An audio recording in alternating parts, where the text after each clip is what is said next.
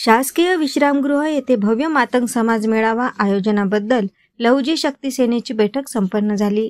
येत्या 30 ऑगस्ट रोजी चांदूर रेल्वे येथे यादव मंगल कार्यालय येथे सकाळी 11 वाजता भव्य मातंग समाज मेळाव्याचे आयोजन करण्यात आले आहे।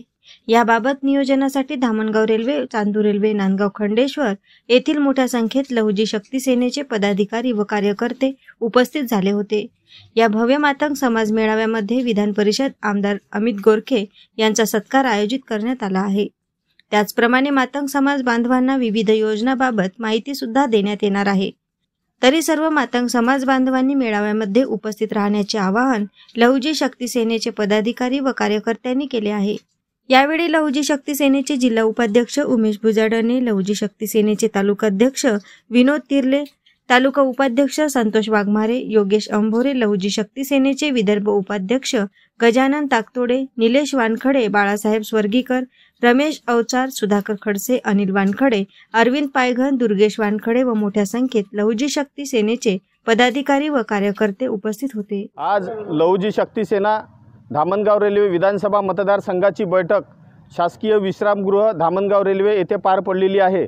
या बैठकीमध्ये महत्त्वाचा विषय म्हणजे चांदूर रेल्वे येथे मातंग समाज संघटना लहुजी शक्ती सेना यांच्या माध्यमातून भव्य मेळाव्याचं आयोजन केलेलं आहे। त्या मेळाव्यामध्ये मातंग समाजाचे आमदार अमितजी गोरखे साहेब यांचं सत्कार या ठिकाणी करण्यात येणार आहे। तरी दिनांक 30/8/2024 सकाळी 11 वाजता विधानसभा मतदारसंघातील सर्व मातंग समाजांनी या मेळाव्याला उपस्थित राहावे ही विनंती।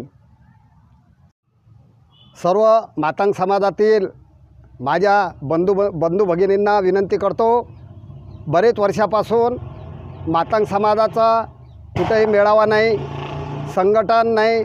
यासाठी धामणगाव रेल्वे मतदारसंघ, चांदूर रेल्वे मतदारसंघ, नांदगाव खंडेश्वर या तिन्ही तालुक्याच्या वतीनं चांदूर रेल्वे येथे दिनांक 30 ऑगस्ट या दिवशी भव्य मातंग समाजाचा मेळावा आयोजित करण्यात आलेला आहे। त्यासाठी जास्तीत जास्त मातंग समाजातील बंधू भगिनींनी या कार्यक्रमाला हजर राहावं। माननीय अमितजी गोरखे साहेब आपले मातंग समाजाचे आमदार यांना खास मातंग समाजाच्या भेटीसाठी येथे पाचारण करण्यात येणार आहे। त्यासाठी तिन्ही तालुक्यातील जास्तीत जास्त लोकांनी या कार्यक्रमाला हजर राहावं आणि कार्यकर्त्यांनी सर्व संघटन करून सर्व समाज एकत्रित करून या मेळाव्यामध्ये उपस्थित करावा ही माझी विनंती। AS न्यूज महाराष्ट्रकरिता धामणगाव रेल्वे येथून प्रतिनिधी संतोष वाघमारे।